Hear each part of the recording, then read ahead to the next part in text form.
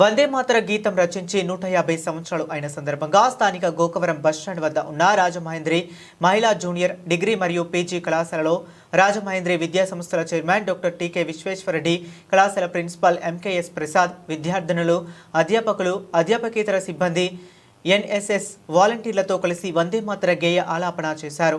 ఈ సందర్భంగా రాజమహేంద్రి విద్యా సంస్థల చైర్మన్ డాక్టర్ టీకే విశ్వేశ్వరరెడ్డి మాట్లాడుతూ, భారతదేశ స్వాతంత్ర్య ఉద్యమంలో కోట్లాది మంది భారతీయుల్లో స్ఫూర్తిని నింపిన వందే మాతర గేయానికి 7 నవంబర్ 2025 నాటికి 150 ఏళ్లు పూర్తి అయ్యాయని, వందే మాతరం గేయాన్ని నవంబర్ 7వ తేదీ 1875న బంకించంద్ర చటర్జీ రాశారని, భారతదేశ స్వాతంత్ర్య పోరాటంలో ప్రజలకు స్ఫూర్తినిచ్చే గేయం అని అన్నారు. భారతదేశానికి స్వాతంత్ర్యం రావడానికి వందే మాతర గేయం ఎంతో తోడ్పడిందని అన్నారు.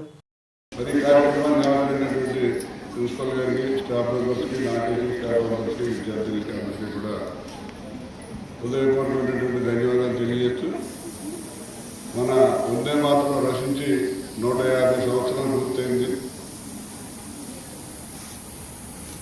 మన వందే మాతరం గీతం ఆలాపిస్తే బ్రిటిష్ వాళ్ళు గడిచిపోయేవారు.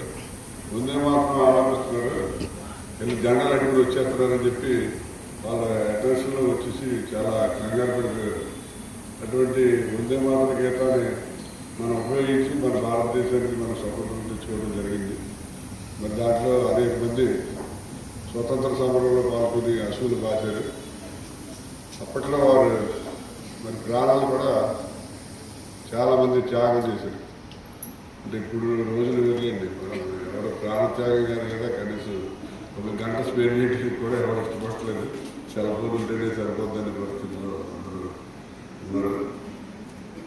మనకేంటంటే అందరూ అటువంటి మహానుభావులు స్వతంత్రం కోసం పోరాటం చేశారు కాబట్టి మనకి స్వతంత్రం వచ్చింది, స్వేచ్ఛగా ఉన్నాం.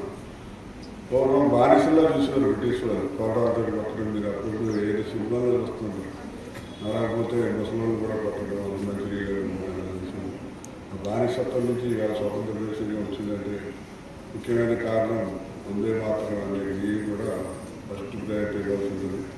ఈవేళ మన దేశవ్యాప్తంగా 150 సంవత్సరాలు పూర్తయిన సందర్భంగా ప్రతి స్కూల్లోనూ, ప్రతి గవర్నమెంట్ ఆఫీసులోనూ, అందరూ కూడా ప్రైవేట్ ఆఫీసులోనూ, ఇండస్ట్రీస్లోనూ ఎక్కడైనా 10 గంటలకే కంపల్సరీగా వందే మాతర గేయం ఆలాపించమని చెప్పి కేంద్ర ప్రభుత్వం వారు, రాష్ట్ర ప్రభుత్వాలకు అందరికీ ఆదేశాలు ఇవ్వడం జరిగింది. కాబట్టి ఇవాళ భారతదేశ వ్యాప్తంగా ఇవాళ వందే మాతర గీతాన్ని భారతదేశ వ్యాప్తంగా ఆలాపించడం జరిగింది. మన కాలేజీలు కూడా, మన పిల్లలందరూ కూడా ఇక్కడ గ్యాదర్ అయ్యి చక్కగా ఆలపించారు. వారందరికీ కూడా హృదయపూర్వకమైనటువంటి ధన్యవాదాలు తెలియజేస్తూ, మీరందరూ కూడా దేశభక్తిని అలవర్చుకోవాలి.